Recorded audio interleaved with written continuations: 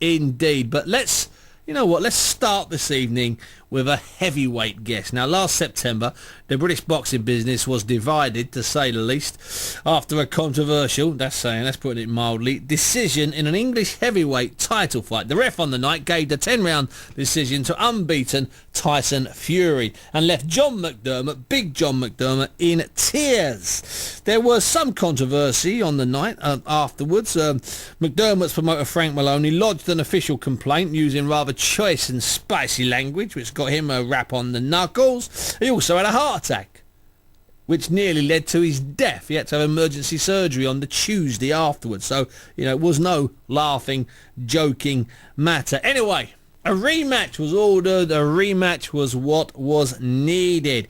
And let's face it, can Fury do it again? Some might say, can Fury win for the first time?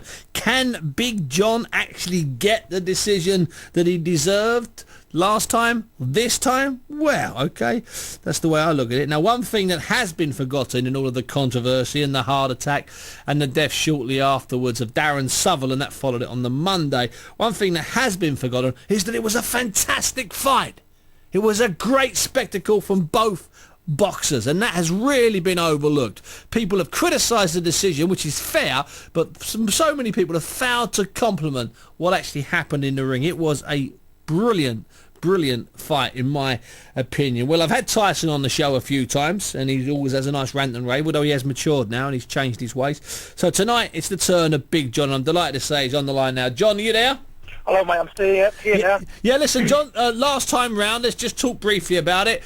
What went through your head when you turned around expecting your hand to be raised and Terry O'Connor, having a quick flashback of your dad in the corner, raised Tyson's hand? What went through your head, John? It was a shock more than anything, to be honest. I honestly thought that I won it by a mile. My caller told me I've won it by a mile. Even Frank Maloney at the last round, he came and said he's got to knock you out to win. So yeah. I honestly thought I put my hand to the referee to lift it up, and he'd give it to him. I was shocked more than anything. Yeah. So you've been training an awful long time for this one, John. No chance of you overtraining, is there? Because it was going to happen.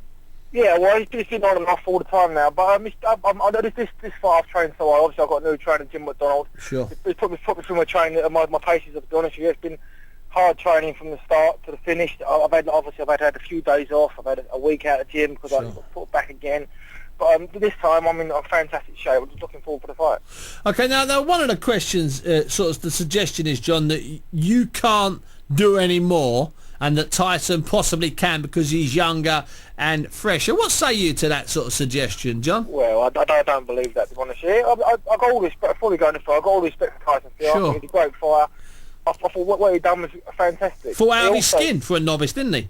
I believe so. I honestly do believe so. For some had 7 fights, I thought he fought fantastically, but not enough to beat me. But that's a different story. But this time, I've read in one of the reports. He said, "There's no way I can be fitter.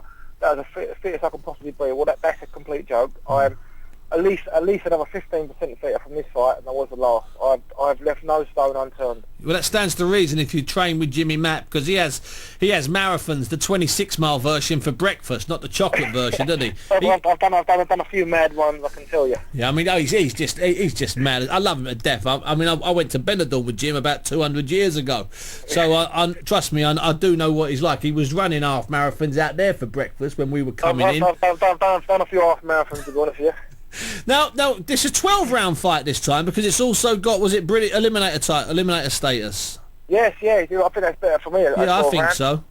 And obviously, I've done 12 rounds twice with Danny Williams. Hard fight. And I thought I'd done that quite well. So I honestly believe the 12 rounds is better for me this time. I actually prefer that more than the 10. All right, well, listen, John, it's been a pleasure talking to you, and good luck next week. I'm going to come down to Brentwood and see it next week. Give my best to your dad. Thank you very much. And I'll see you next week, John, and let's hope no one gets any injuries between now and then. It's a lovely week. No one should get injuries. I honestly just can't wait for the fight, Yeah. I've been waiting such a long time for this fight. I'm so pleased it's got on.